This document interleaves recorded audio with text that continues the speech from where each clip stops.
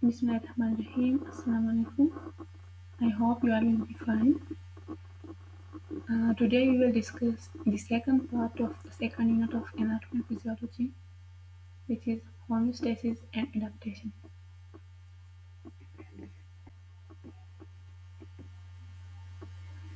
What's positive feedback mechanism? A positive feedback is a mechanism that brings about a change in the same direction. Positive feedback mechanism negative kimangawit the opposite the change to the opposite karke. That was the change sara positive feedback mechanism ki baad the change sara the same direction ki the apple karke. For example, blood clotting and release of oxytocin during delivery.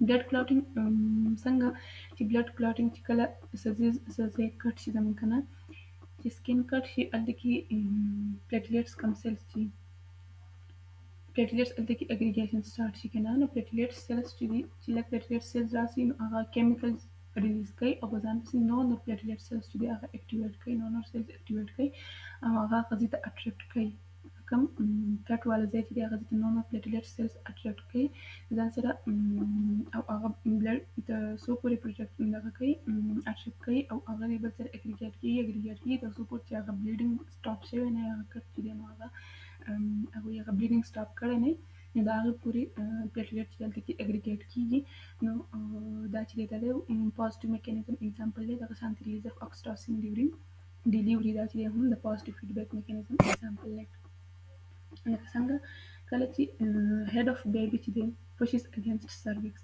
صحيح Kalachi the baby today the head kala cervix bandi bari bandi pressure راغلي aga push كي the nerve impulses from the cervix transmitted to brain. صحيح aga cervix كي كم stretch receptors sensors no aga pressure the par كم sensors no aga تيجي الوكي nerve impulse today brain to transmit ki brain stimulate pituitary gland to secrete oxytocin. Brain control center cell की आगा pituitary ते खबर वर्की कि आगा oxytocin release की oxytocin ची राशि थ्रू ब्लड स्ट्रीम ऑक्सीटोसिन राशि यूटिरस था ऑक्सीटोसिन स्टिमुलेट यूट्राइन कंट्रैक्शंस सही ऑक्सीटोसिन ची यूटिरस तराशी नागा यूट्राइन कंट्रैक्शन स्टार्ट की यूटिरस कंट्रैक्शन स्टार्ट की and pushes baby towards the cervix أو मासूम ची दे या aga baby ची देन aga cervix तरफ ता خpush कई نو چې هغه ښه سروکس طرف ته پوش کېږي نو هغه پرشر به په سروکس باندې راځي نو په هغې کې به بیا کوم ریسپټرز چې نو هغه به نرف امپلس برین ته لیږي برین به واپس اکسیټوسین خبر ورکړي چې ریلیز شي هغه یې پیچوټري خبر ورکړي چې اکسیټوسین ریلیز کړي اکسیټوسین به واپس راځي ټران کنټرکشن به سیوا کوي او دغه شانتي په اگر اکسیټوسین سیوا کېږي تر څو پورې چې بیبي ډیلیور شي او هغه سټرچ ریسپټرز باندې هغه پرشر ختم شي نو هغه به دا سټاپ کېږي نو دا چې دی دغه چینج په ډایرکشن کې چې دا اکشن کیږي نو د پوزټیو فیډبیک میکانیزم وایي role of homeostasis where the living processes in the cells depend on the activity of enzymes was په cells کې چې د کوم living activities کیږي هغه ټول په څه باندې ډیپند کوي د چا په activity باندې د enzymes په activity باندې ډیپند کوي where these enzymes work best in specific conditions such as those of temperature and pH او د دې انزایم د ورک لپاره د دې د کار لپاره چې د خپل سپیسیفیک کنډیشنز پکاري د هغې خپل یو ټمپریچر رینج او پی ایچ رینج where any change in these conditions affect the function of the enzymes چې که د پی ایچ کې په دې ټمپریچر کې په دې کنډیشنز کې چې کله چینجز راځي یا کمیږي یا سیوا کیږي نو هغې په وجه باندې د انزایم په فنکشن باندې افیکټ کیږي and may lead to the death of the cells or ultimately the whole organism نو دغه چې کله د هغې فنکشن افیکټ شي نو د هغې په وجه باندې سیل ډیت کاز کیدی شي او ایون چې ارګانیزم چې دی هغه سره هم ډیت کیدی شي This is why the internal environment needs to be regulated and kept constant. No way the internal environment ولې ضروري دی ځکه چې په دې کې چې لږ سانتیم چینجز راځي نو د هغې په وجه باندې سیلز چې دی نو هغه ډیټ کیږي او ایون ارګانیزم چې دی هغه سره هم هغې ډیټ سره هم کاز کیدی شي نو په دې وجه باندې internal environment چې دی هغه it must be regulated and kept constant. In fact the internal conditions are not absolutely constant. بالکل په یو پوینټ باندې په فکس پوینټ باندې دا کانسټنټ نه but allowed to vary within very narrow limits. خو په لږ شانتي رینج کې په دې کې چینجز راځي.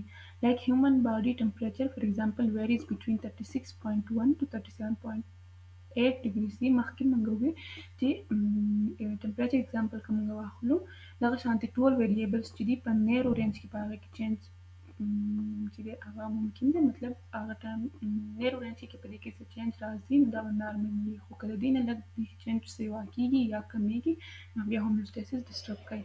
لایک 37.1 نه واخله 37.8 په دې مینځ کې په دې وړوکې شان رینج دی، په دې مینځ کې که ټمپریچر چینج کېږي را چینج کېږي هغه به نارمل وي، خو که د دې نه کمیږي یا سیوا کېږي بیا homeostasis چې دی نو هغه ډسټرب کېږي. The average temperature is usually expressed as 36.8 ډیګري سي.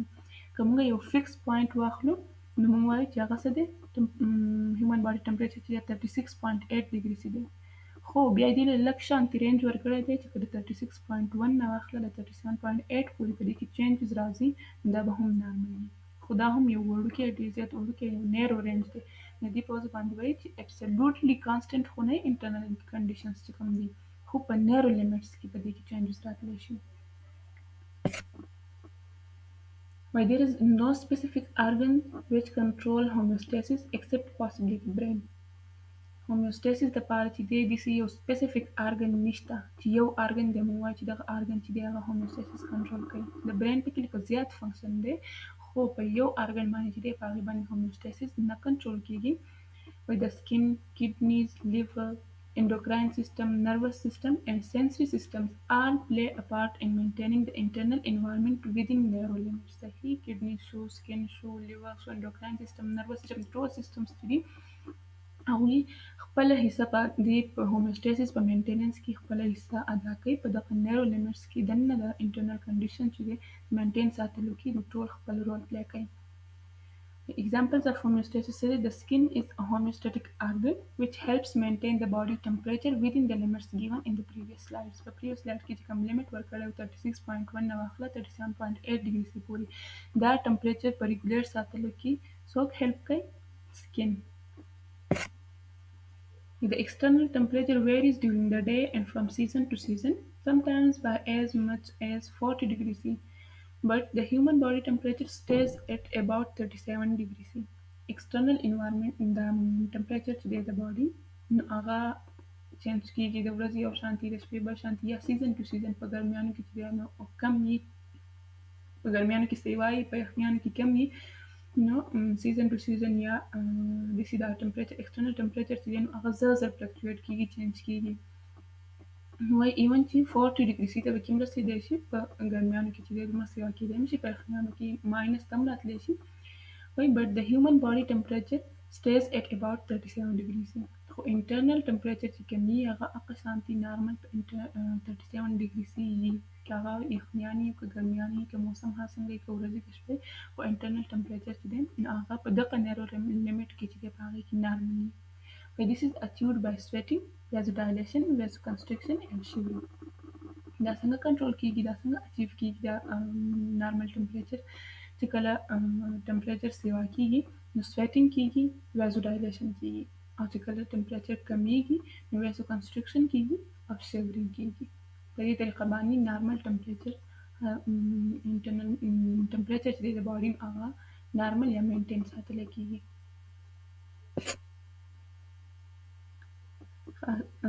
Section through skins where the sweat gland extracts sweat from the blood and passes it up the duct to the skin surface where it evaporates. Sweat glands ولګي هغوی sweat چې دی د blood نه excrete کړي او د ducts په through باندې skin surface ته راوړي او د skin surface نه هغه evaporate شي.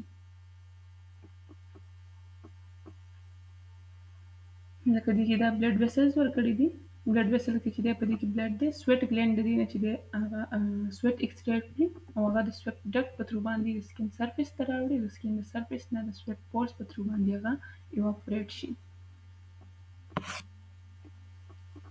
Vasodilation چې دی where if the body temperature rises, the blood vessels in the skin dilate and allow more blood to flow near the surface.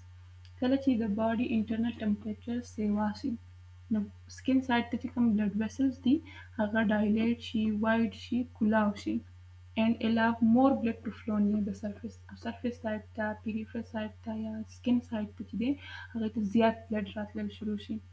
The heat loss from the blood through the skin helps cool the circulating blood. نو د skin side ته چې کوم blood راځي هغه د بهر د هوا سره external سره چې په contact کې راځي نو د هغې نه هغه heat loss کېږي د هغې په through باندې د circulating blood چې دی هغه یخېږي د هغې سره internal body temperature کمیږي. Vasoconstriction today where if the body temperature falls, the blood vessels in the skin constrict. Less warm blood flows near the surface, so less heat is lost. See, internal body temperature today come شي. Internal body temperature come شي نو skin side ته چې کوم blood vessels دي هغه constrict شي تنګ شي هغې side ته بیا ډیر blood نه راځي لکه په یخنیانو کې اکثر خلکو لاسونه خپې او اعصاب بلو شانتي کې نه lips شو یا دا کوم extern د surface والا ځینې چې دي هغه بلو کېږي د څه په وجه باندې چې skin side ته چې دی هغوی زیات blood نه راپرېږدي چې skin side ته زیات blood نه راځي نو هغه warm blood چې دی هغه دننه internally بهر ته external ته نه راځي چې د surface ته نه راځي چې د external سره په contact کې نه راځي د هغې نه د heat loss نه کېږي نو په دې طریقه باندې هغوی هغه heat چې دی دننه internal temperature چې دی نو هغه سیوا ساتي. A bad example today were in the cells, the chemical breakdown of proteins produces the nitrogenous compound. دغه خو temperature والا example وو په دغه کې موږ د skin example واغستو چې skin چې دی هغه څنګه په homeostasis کې help کوي ورته دلته کې موږ وایو چې kidneys example چې kidneys چې دی هغه په homeostasis maintain کولو کې څنګه help کوي. In the cells, the chemical breakdown of proteins produces the nitrogenous compound urea. protein کې nitrogen کې نه چې کله د هغې breakdown کېږي د هغې نه nitrogenous compound جوړېږي like urea. But if this were allowed to accumulate in the cells, it would damage or kill them. کدا په cells کې جمع شي دغه یوریا چې د accumulation وشي نو دې په وجه باندې cells damage کېږي او even cells چې دی دا cells kill کوي. Why these homeostatic functions are carried out by the kidneys through which urea are excreted from the body. kidney څه کار کوي چې هغه یوریا چې دا هغه کوم د body نه excrete کی د body نه وباسي هغه هلته کې accumulate نشي او هلته کې body cells چې دی هغه damage نه کړي homeostasis disturb نه کړي نو په دې طریقه باندې kidneys چې دی هغه په homeostasis کې خپل رول ادا کوي. There are three stages of homeostasis: sensing, processing, and responding. These stages are managed by the receptor, control center, and effectors respectively. Receptor څه کار کوي؟ receptor sensing کوي. کوم stimulus چې راغلی دی هغه sense کوي detect کوي. control center ته لیږي control center څه کار کوي؟ processing کوي. کوم message چې راغلی دی هغه ګوري read کوي او بیا effectors ته خبر ورکوي او effectors څه کار کوي؟ هغه responding کوي هغه کوم change چې راغلی دی هغې ته response ورکوي یا په negative طریقه او یا په positive طریقه باندې. These stages work in a continuous manner for the maintenance of homeostasis. Do continuously the homeostasis د maintain کولو دپاره work کوي. Sensing څه دی؟ receptor is where sensing is performed. Sensing په کوم ځای کې کېږي؟ په receptors په through باندې کېږي. It is the sensing element which is responsible for the monitoring and responding to the changes in the internal or external environment. دا کار د چا دی؟ د دې لپاره responsible څوک دي؟ receptor چې دی هغه د دې کار لپاره responsible دي چې هغوی د internal condition چې دی هغه monitor کوي او که هغې کې چې کله څه changes راځي نو هغې ته response ورکوي. Processing چې دی د control center is where processing happens. Processing په کوم ځای کې کېږي؟ په control center کې. Where it is also known as the integration center. Integration center ورته هم وایي. It is responsible for receiving and processing information from the receptor. د receptor نه چې کوم information راځي هغه receive کوي څوک؟ control center receive کوي هم او process کوي هم هغه ګوري هغه کوم message راغلی دی هغه read کوي وایي ګوري چې څه change راغلی دی او هغه بیا وروسته effector د خبر ورکوي. Responding to the effector is a part which is involved in responding to the commands from the control center. بس د control center نه چې بیا کوم commands راغلو هغې message read کو اوس د هغې مطابق هغې commands ورکړو نو هغه commands به څوک هغې ته به response څوک ورکوي؟ effectors ورته ورکوي. It may either enhance or oppose the stimulus. enhance کوي په positive feedback mechanism کې او oppose کوي په negative feedback mechanism کې. Thank you so much.